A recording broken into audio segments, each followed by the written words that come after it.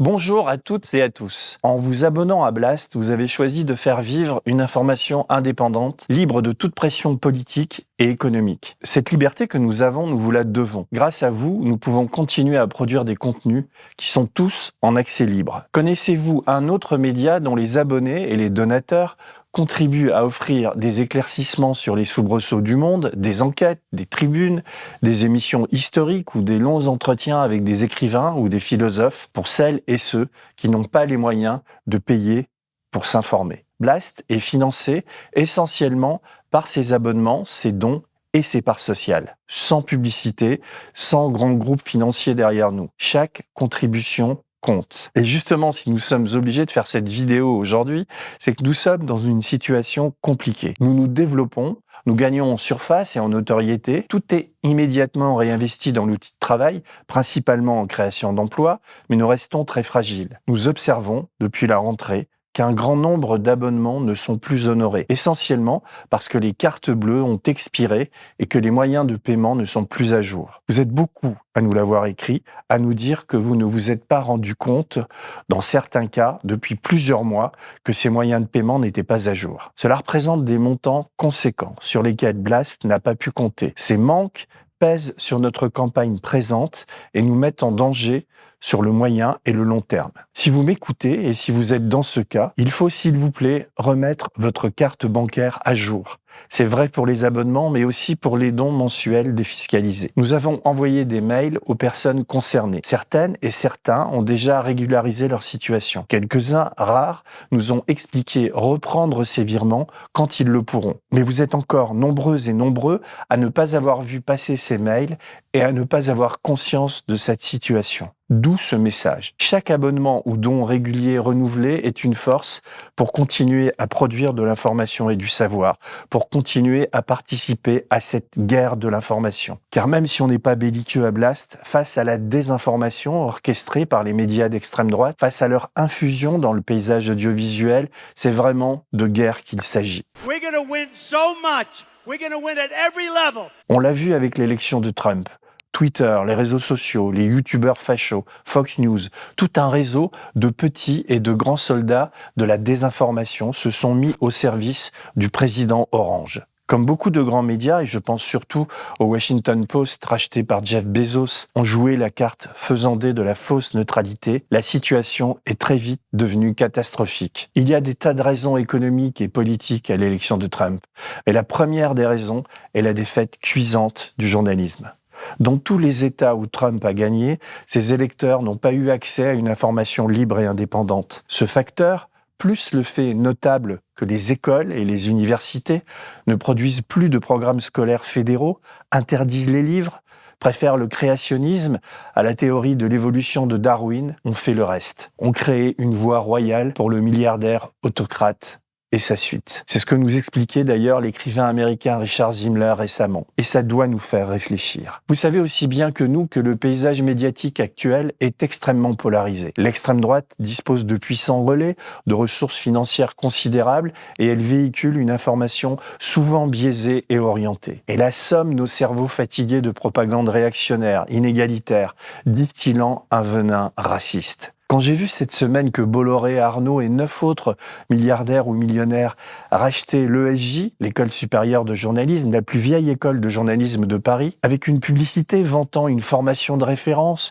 une modernisation ambitieuse, l'excellence de son enseignement, j'ai cru à un gag, à une pure fake news. Eh bien non. Ces gens-là, poussés par les médias de leurs maîtres, du JDD de Bolloré au Figaro de Dassault, des Échos de Bernard Arnault à BFM de Saadé, que votre chaîne fait du travail excellent par rapport à la présentation du conflit des deux côtés, veulent inventer l'avenir du journalisme.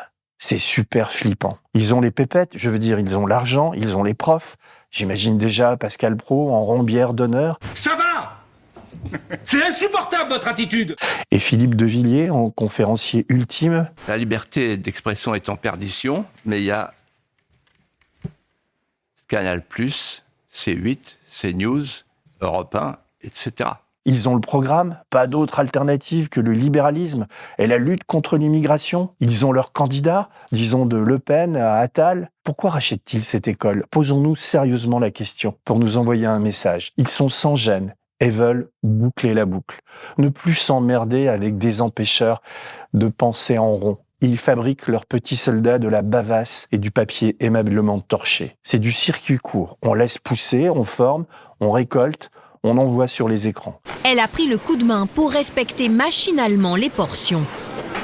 Et ça remplit nos temps de cerveau disponibles. Eh bien, à Blast, on n'en veut pas de ces journalistes déformés. On pose même ici la règle que jamais on en embauchera. On préfère, et de loin, ceux qui viennent d'ailleurs, ceux qui viennent de la vie, ceux qui empêchent de penser en rond. On n'en peut plus de ces discours qui s'alignent sur les positions dominantes. On veut échapper à l'élection d'un supporter de Donald Trump en France. Le ministre de la fonction publique, dans une forme de trumpisme à la française, n'a rien trouvé de plus judicieux ce matin que de s'acoquiner avec Elon Musk dans un challenge méprisant et provocateur sur Twitter à leur endroit.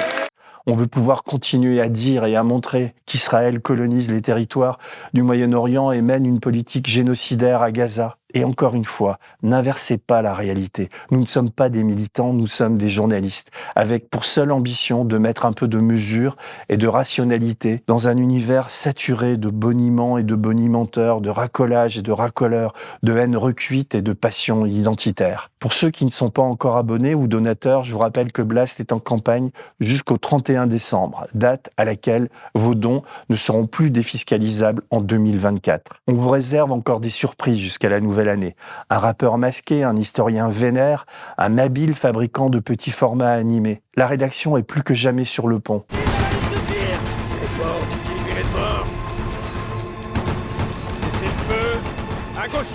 Bientôt un nouvel épisode de Gens de France. Et toujours Rhinocéros, Corporate, Argent Magique et Acrimed. Avez-vous vu ce long format sorti la semaine dernière et qui grimpe en audience et en commentaires enthousiastes? One, it is very naive to think that it's only about Palestine. If you repress, if you force people to say what you want in supposedly a free society, you will, and you succeed, then you will do it again for other issues. So they will do it not only for Palestine. I mean, it was like after 9/11. You know, after 9/11, all these people who don't believe in democracy used the attack in 9/11 to justify undemocratic actions against citizens. Nos programmes suscitent beaucoup d'enthousiasme et c'est génial de vous lire. Même les rageux me font plaisir. On gêne les fachos.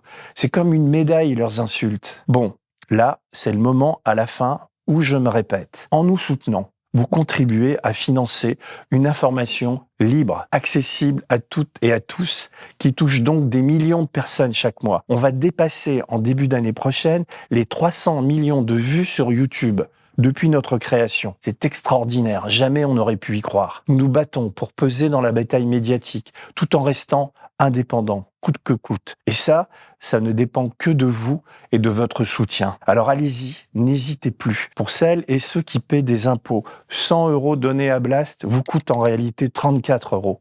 Le reste, c'est du crédit d'impôt, c'est pour votre poche. Il y a aussi un autre moyen de nous aider, c'est en devenant sociétaire de Blast. Vous achetez des parts sociales. Là, la fiscalité est un peu différente, mais tout aussi avantageuse.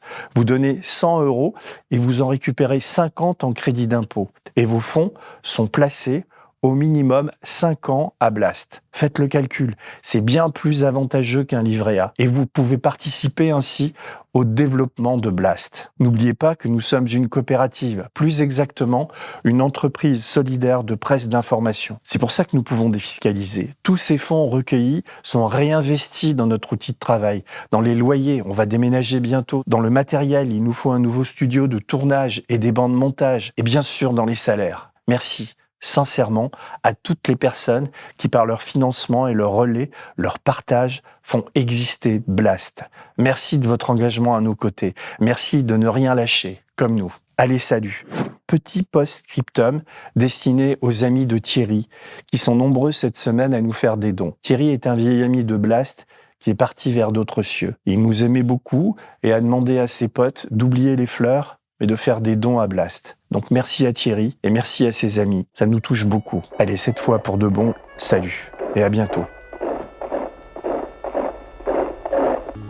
Ami, si tu tombes, un ami sort de l'ombre à ta place.